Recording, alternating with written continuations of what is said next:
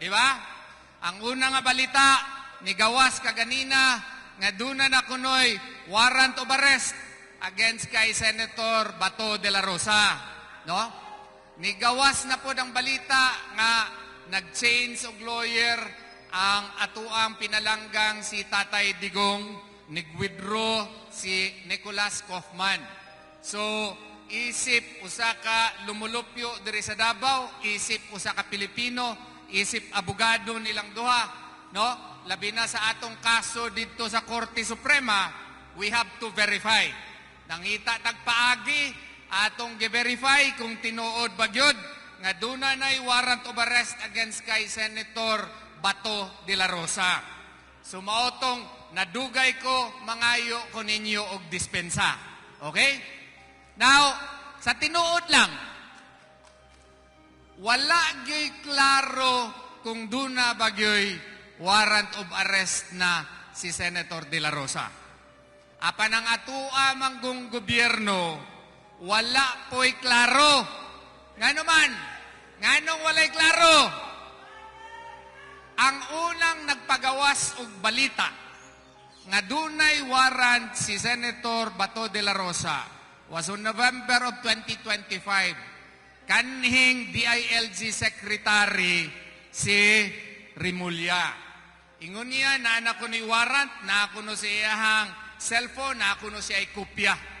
Ug tungod niya to, tungod kay DOJ Secretary siya, subsequently he became an ombudsman, kinsa bagoy dili mutuo nga naa na siya ay warrant, opisyalis siya sa gobyerno. Mao kana nga ang ilahapod nga mga pulisiya, ang DOJ mosulti nga under Section 17 of 9381, ingon nila nga kung duna na'y warrant of arrest kuno, kinahanglan nga dakpon dayon ang tao o ipadala dito sa Netherlands, sa ICC. Unsa nalay mahitabo sa atong konstitusyon? Unsa nalay mahitabo sa atong sa ilahang Article 50 sa ilahang Rome Statute? Maugani na nga ang atua dinhi ato yung ipaklaro kung unsa bagay baruganan sa gobyerno. Tungod kay kung mangutana ka sa DFA, lahi pod ang ilahang proseso. Gikinahanglan kita nga duna kagyoy klaro nga pulisiya diri sa atuang nasod. Ato sigurong hangyuon isinggit didto sa gobyerno nga duna kitay klaro nga pulisiya as to how to deal with foreign warrants of arrest. Tungod kay ngano, ang ICC dili kini siya Kortes Pilipinas. Korte ni siya of last resort. Meaning, kini siya pwede lamang dunay jurisdiction kung ang atuang korte dili na mo function or dili siya mo uyon or dili siya kaya na nga mo render justisya sa Pilipinas. Apan sa Pilipinas, abtik o kuskan kaayo ang atuang judicial system. Mao nga walay rason ngano ang ICC mo continue mo padayon sa iyahang jurisdiction. Mao gani kami among tubagon ang report. Kung tinuod manang ilahang gisulti karon sa gobyerno nga naa na gyoy waran kung tinuod na, among hagiton, hangyoon na lang ang gobyerno to clear out or to speak to the public with truthfulness. Unsa ba gyud ang inyuhang pulisiya? Shall we respect Philippine court processes? Ato bang respetuhon ang due process? Ato bang hatagan og panahon ang akusado nga duna siya'y judicial remedies diri sa Pilipinas?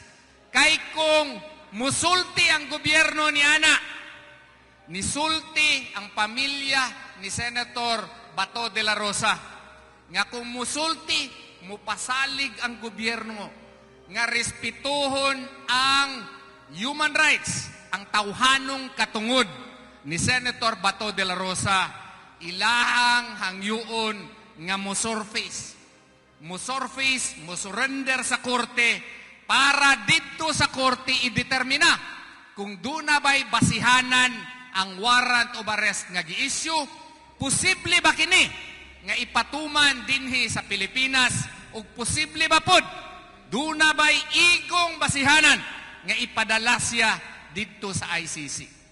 Mauna ang among tubag.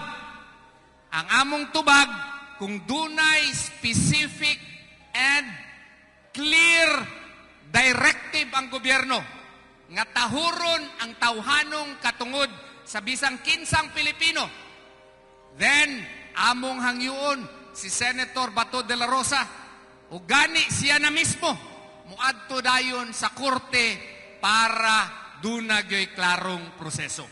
Tungod kay kita mga Pilipino, independente ang atong nasod.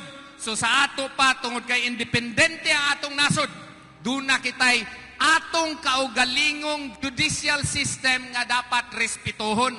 Dili tamak-tamakan sa bisan unsa nga mga langyaw nga mga korte. Dili ba tama ka na? O gani atua po nuntang hangyuon ang atong Korte Suprema nga at unta desisyonan na ang atong petisyon nga gipang-file dito sa Korte Suprema mahitungod sa pagdakop, pagkidnap kang Tatay Digong o ang plano na pod karon nga pagkidnap kang Tatay Digong. Mga taga Davao o atong mga bisita, hangyuon ko kamo sa padayon sa pagampo. Tungod kay ang atong nasod karon, grabe na gyud ang nahitabo.